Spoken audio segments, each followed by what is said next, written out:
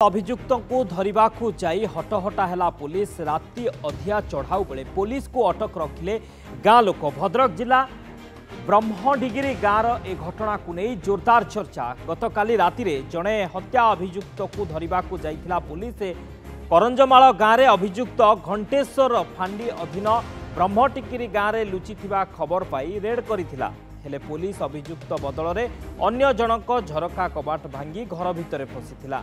संपृक्त परिवार पुलिस नारे लुट अभियोग आनिछंती। पुलिस सुना गहना सह 1.5 लाख टंका नैथिबा एवं आक्रमण करिथिबा अभियोग होईछि। घटनारे 2 एएसआई और 5 जन कनेस्टेबल को अटक रखिथिले गाँ लोक।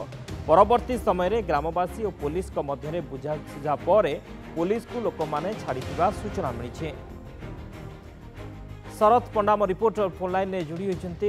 शरत, अभावनीय घटना पुलिस अभियुक्त को धरने को जाइछि किंतु हटहटा होइछि, पुलिस को अटक रखिछंती ग्रामवासी। कौन घटना घटी पूरा?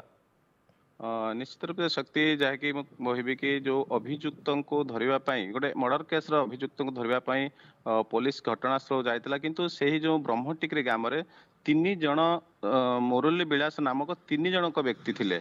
3टी घर थिला, किंतु भूल वशत जो जनक घर को जहाँ घर को जाइतिले जोठी अभियुक्त नथिले एवं से संध्यार जाइकी तांकर सीढ़ी घर कबाट को भांगिथिले एवं सबू कबाट को धक्का मारिथिले एवं सबू खोजिथिले तांको घर भितर तलाशी नैथिले कि कौड़ी अभियुक्त लुचिछि बोली, किंतु पुलिस रो जो ताकि धारणा भूल थिला जे कि से अभियुक्त जहाँ घर को से माने जाइथिले किंतु सेही घर नथिला सेटा।